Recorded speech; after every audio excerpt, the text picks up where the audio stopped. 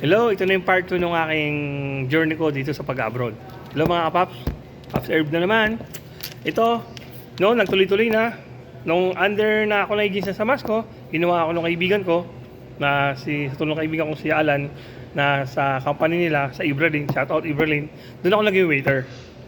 After naging waiter ako doon, hindi ko siya mapus na bilang waiter kasi iba yung passion ko Kasi sa Pilipinas, talaga sa kusina naman talaga ako Kaya nag-twist ako, naglipat ako, nag-request ako na baka pwede sa kusina. Kaso nilagay ako sa sushi. Doon nagtuloy-tuloy, nilagay ako sa sushi as tagang helper. Pinakamababa ka doon. May mga Pilipino, Nepali, iba-ibang lahi kasi kami doon. Asian cuisine kasi kami. Yan sa Riyadh, Exit 5 yun. Yun, nagtuloy-tuloy hanggang na-develop, na-training ako ng 2 months. After 2 months, naging assistant. Tapos, doon ka na, magpa-final ka na ng exam. Kasi doon sa exam, doon malalaman yung increase ng salary mo. Kasi sa Samasco, mababa lang naman yung salary ko.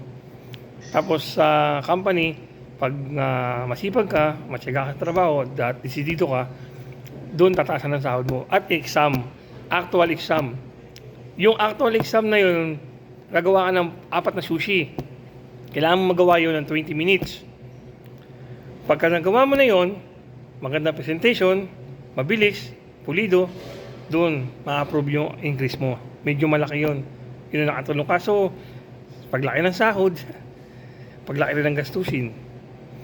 Tapos yun, under sa Samasco ako, natapos yung kontrata ko, bumalik ako sa Samasco.